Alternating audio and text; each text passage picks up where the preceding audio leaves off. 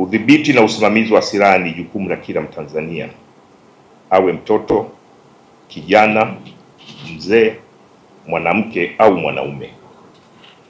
Sote tunawajibika, kwani kwa kufanya hivyo tunakuwa tunashiriki vyema katika kuilinda nchi yetu ambayo kimsingi ni sehemu ya utekelezaji wa Katiba ya Jamhuri ya Muungano wa Tanzania ibara ya 28(1) ambayo inaelekeza, na nukuu, kila raia ana wajibu wa kulinda, kuhifadhi na kudumisha uhuru, mamlaka, ardhi na umoja wa taifa, mwisho wa kunukuu.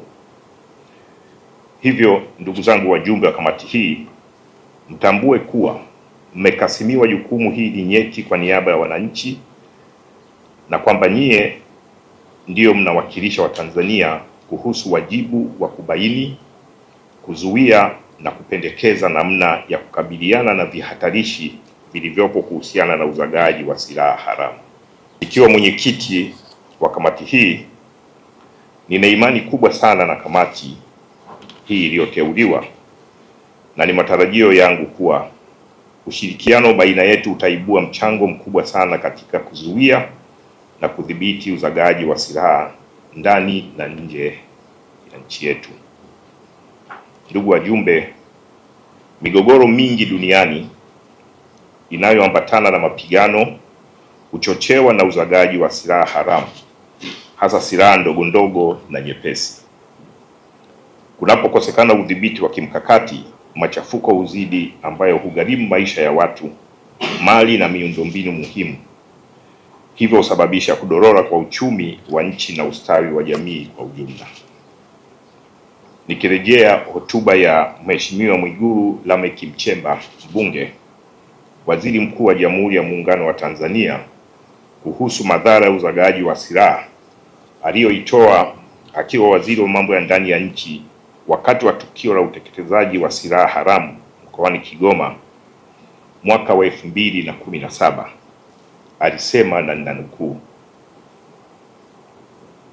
madhara ya uzagaji silaha kiholela yapo mengi, ikiwa ni pamoja na kuathiri maendeleo ya nchi kiuchumi, kisiasa na kijamii. Pia kuzagaa huko kunachangia vitendo vya kihalifu ikiwemo ukatili wa kijinsia, kubaka, kurawiti na mauaji. Hivyo kila mwananchi awe mlinzi wa mwenzake. Tanzania, tangu nikingali mtoto mdogo,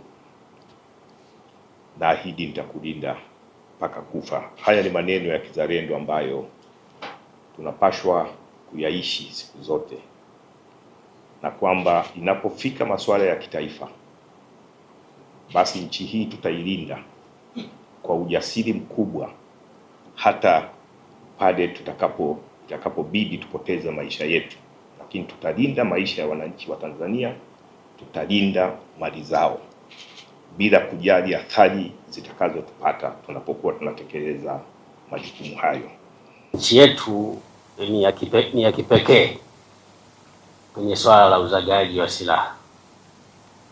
Silaha hizi zinazoitwa silaha ndogo ndogo na nyepesi ukilinganisha na nchi zinazotuzunguka, na hii ni kutokana na mikakati thabiti iliyopo katika kudhibiti na kusimamia michakato yote inayohusu umiliki na biashara ya silaha. Changamoto kubwa ni hali ya usalama inayoendelea katika nchi jirani za wenzetu, hivyo wakati mwingine kusababisha watu kuvuka mipaka, aidha wakiwa na silaha au bila silaha, kwa ajili ya kutafuta hifadhi na usalama. Hii pia kutokana na kuwepo kwa mifumo ya kiusalama kuanzia ngazi za mitaa, vitongoji, vijiji, kata mpaka taifa. Inawezekana kudhibiti uzagaji wa silaha ndogo ndogo kwa asilimia kubwa, ikiwa ni pamoja na kuwabaini wale wanaoingia na silaha.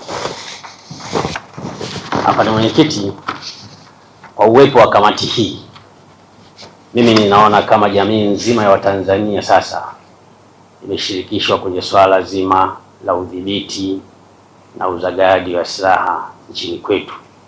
Kwenye kamati hii uwakilishi upo wa kutosha, kama tulivyosikia kupitia utambulisho wa wajumbe hawa ambao waliteuliwa na Mheshimiwa Waziri wa Mambo ya Ndani ya Nchi wanatoka pande zote mbili za Jamhuri ya Muungano wa Tanzania, kwa maana ya Tanzania bara na Zanzibar. Hivyo inatupa wigo mpana wa maoni yatakayowezesha au yatakayosaidia katika kuishauri serikali katika kuboresha sera na sheria mbalimbali katika udhibiti, usimamizi na uratibu wa silaha. Tutakubaliana na mimi kuwa kamati hii ina wadau kutoka taasisi mbalimbali, lakini pia wenye fani mbalimbali katika kuifanya itekeleze majukumu yake kwa ufanisi kwa mujibu wa sheria.